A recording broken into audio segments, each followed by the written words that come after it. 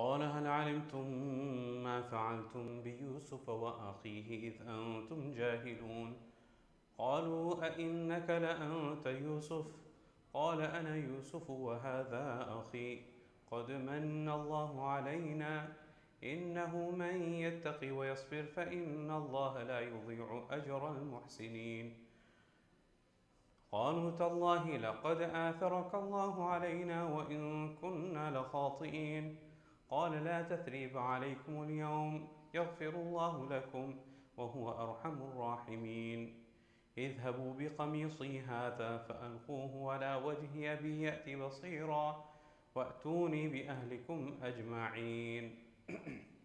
Shall I be starting from ayah number 89 of Surah Yusuf, and we've been going through the tafsir. In the last lesson we learned how the brothers, they came back to Yusuf alayhi salam and they basically pleaded with him to give more grain so that they could take it back to their family, and in addition to that return the brother back to them. So at that point Yusuf alayhi salam, he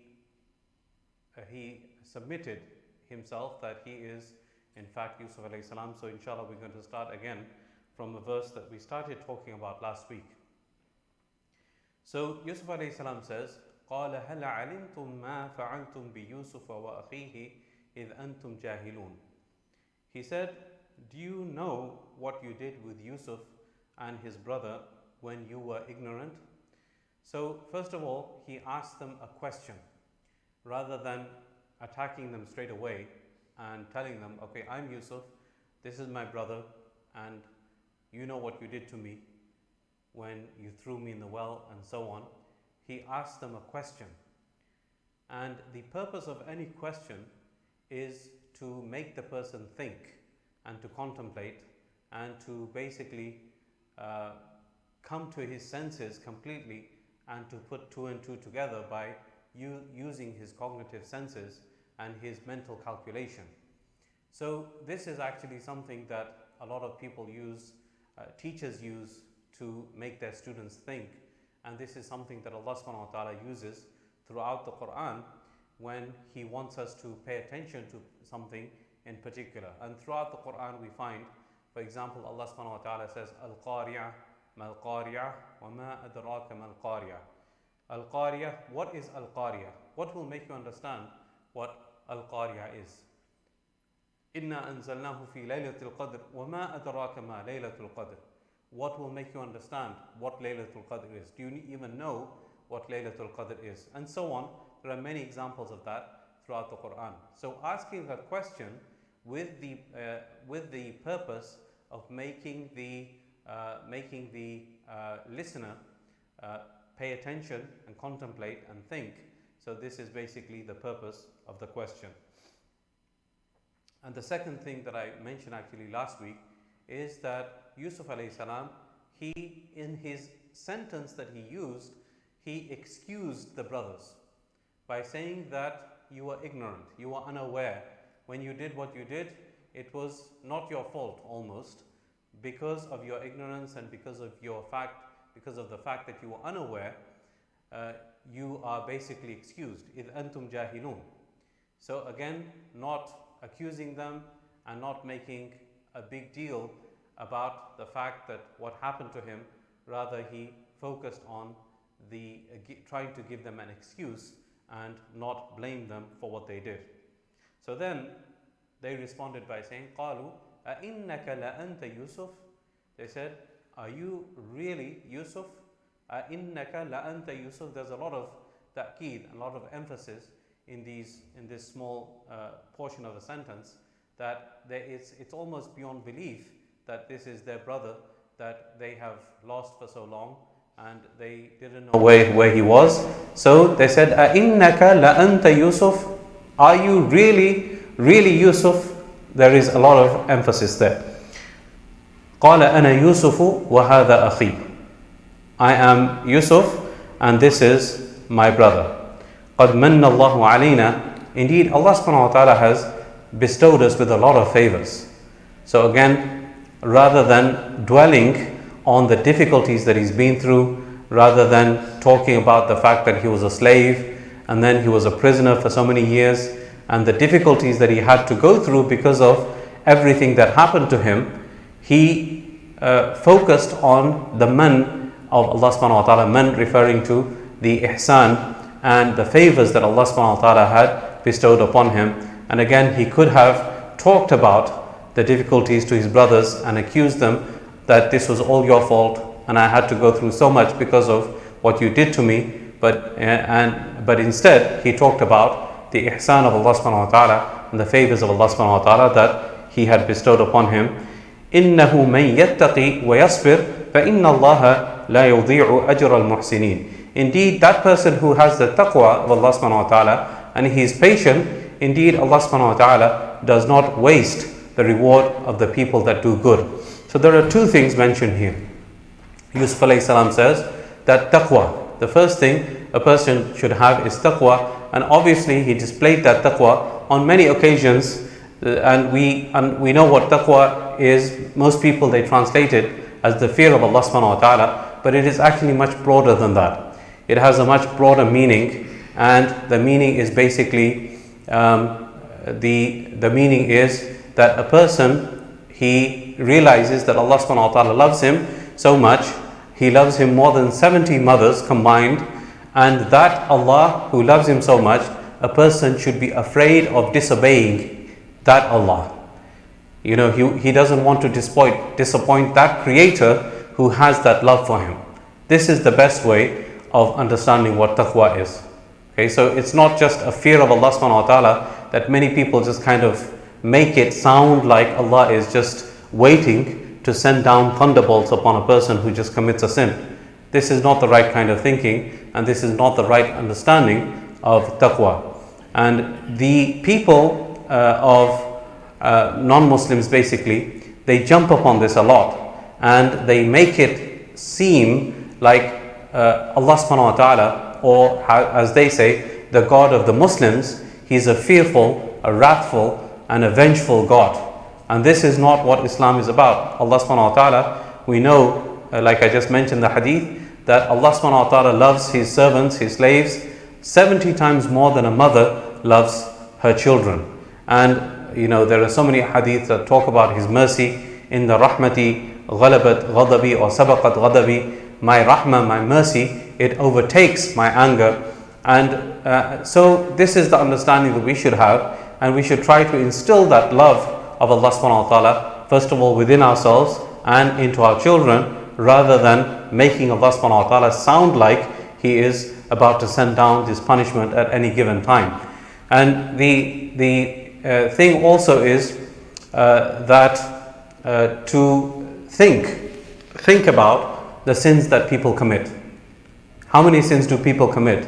And so much so that they even deny the existence of Allah subhanahu wa ta'ala.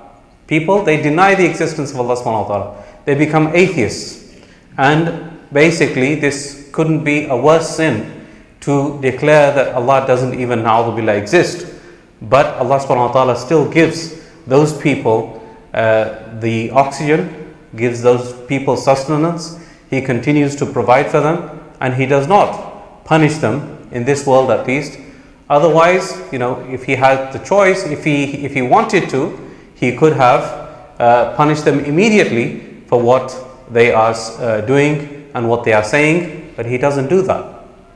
So despite all of the disobediences and all of the sins that are being committed, the anger of Allah subhanahu wa ta'ala, or the wrath of Allah subhanahu wa ta'ala, is not apparent to us. So that means that he is more merciful than we say. So the mercy of Allah subhanahu wa ta'ala should be taken into consideration. Also, when Yusuf alayhi salam is saying, إِنَّهُ مَنْ يَتَّقِي وَيَصْبِرْ, there are other verses in the Quran where Allah subhanahu wa ta'ala says, وَمَنْ يَتَّقِ اللَّهَ يَجْعَلْ لَهُ مَخْرَجًا وَيَرْزُقْهُ مِنْ حَيْثُ لَا يَحْتَسِبْ. Whoever has the taqwa of Allah subhanahu wa ta'ala, Allah makes a way for him, and he gives him rizq and sustenance from where he cannot even imagine. So again, the way Yusuf alayhi salam was at one point in his life, he is a slave and he has the taqwa of Allah subhanahu wa ta'ala. He exemplifies it in so many ways, and Allah made a way for him still after so many difficulties, so much so that he became a governor and he got a high position in the government. So from a slave all the way to where he ended up, subhanAllah, this is exactly what this verse is saying, that Allah provides a way for him and gives him sustenance from where he cannot even imagine. And the second thing is sabr. وَمَن يَتَّقِ وَيَصْبِرْ. Whoever has the sabr. So sabr, it comes in many different forms. And we see that in the story of Yusuf alayhi salatu wasalam, the sabr is demonstrated in all of its forms. One is as-sabr ala al-musibah, as-sabr ala al-ma'siyah, as-sabr ala al-ta'ah. These are the three types of sabr that are mentioned by the scholars. What are they? Again, as-sabr ala al-musibah means that a person has sabr when he is faced with a difficulty. Alright, so we know, like I said, he went through so many difficulties and he continued to have sabr upon those difficulties. As-sabr anil ma'siyah, that a person, he, despite the fact that he gets an opportunity to commit a sin and there is nobody to actually question him except Allah subhanahu wa ta'ala in committing that sin, Yusuf alayhi salatu wasalam saved himself from committing a major sin. So this was as-sabr anil ma'siyah. He stayed away from the ma'siyah, he stayed away from the sin. And as-sabr ala ta'ah, remaining steadfast and persevering upon the obedience of Allah subhanahu wa ta'ala. This is obviously, he spent his life in the obedience of Allah subhanahu wa ta'ala. There is no episode or incident that we can look at. Obviously, being a prophet, he is ma'asum, he is protected from committing sins, but all of the forms of sabr are exemplified in the story of Yusuf alayhi salatu wasalam. And combining all of these forms of sabr, about that Allah subhanahu wa ta'ala says, Inna Allaha ma'as sabirin. Indeed, Allah subhanahu wa ta'ala, he is with the people who have sabr. Okay, so all of the types of sabr are the things that we need to put into our lives.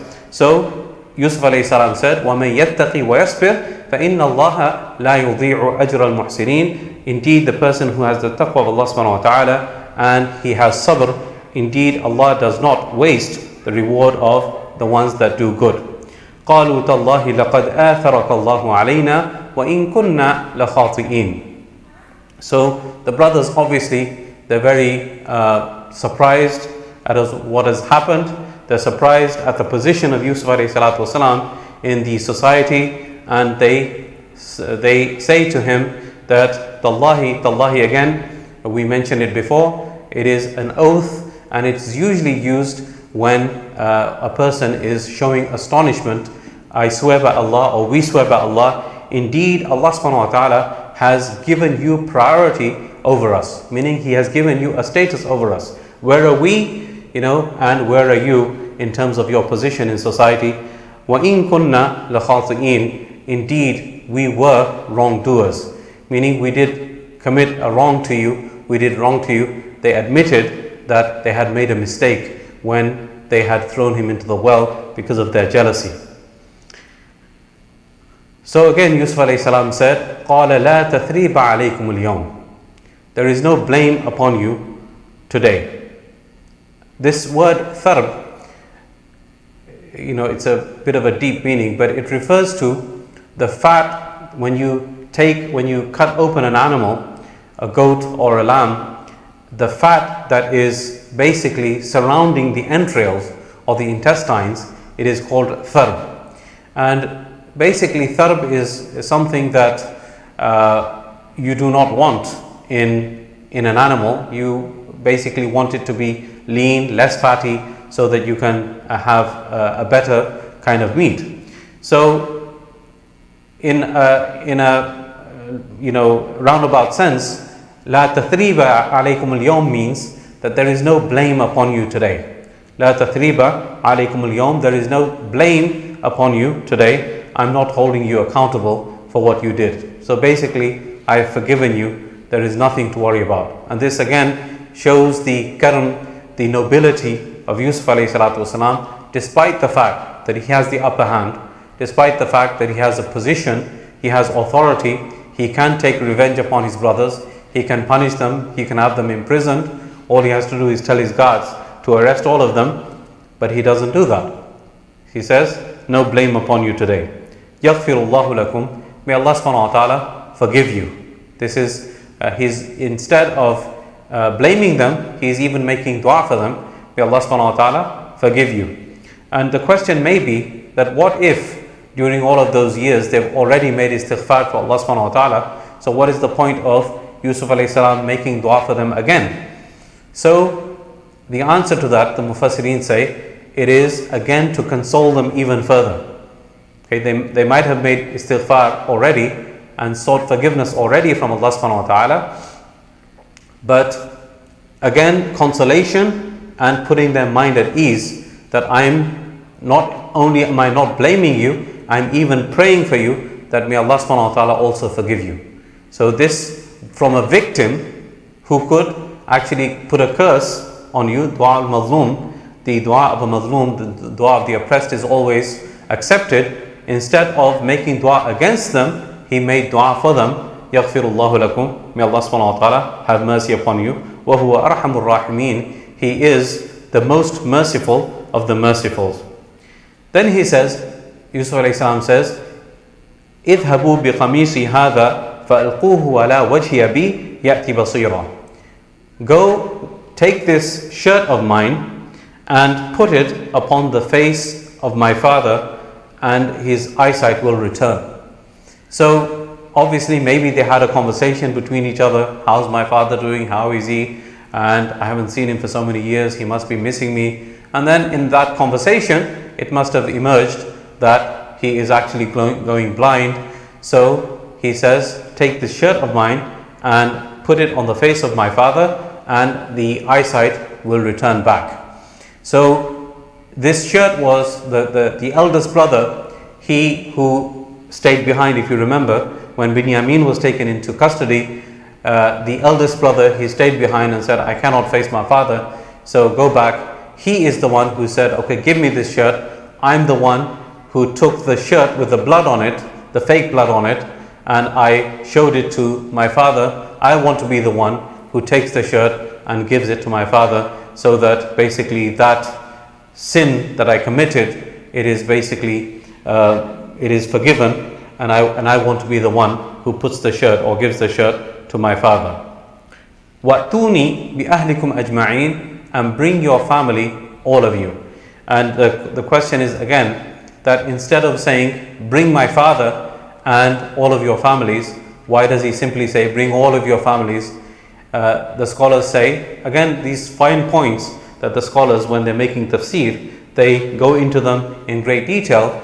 He didn't want to make it sound like he is giving a command to his father, okay, which is kind of disrespectful, right? Even though he has a position in his government and so on. So he doesn't want to make it sound like he is commanding his father to come. Instead of saying, bring your father to me or bring our father to me, he says, bring all of your families to me, and obviously included in the family is the father. So again, the respect is maintained and the purpose of the statement is also fulfilled of bringing the father. So inshallah we'll stop here and we'll continue next week. I pray that Allah subhanahu wa ta'ala gives us tawfiq to understand and practice what is being said and heard.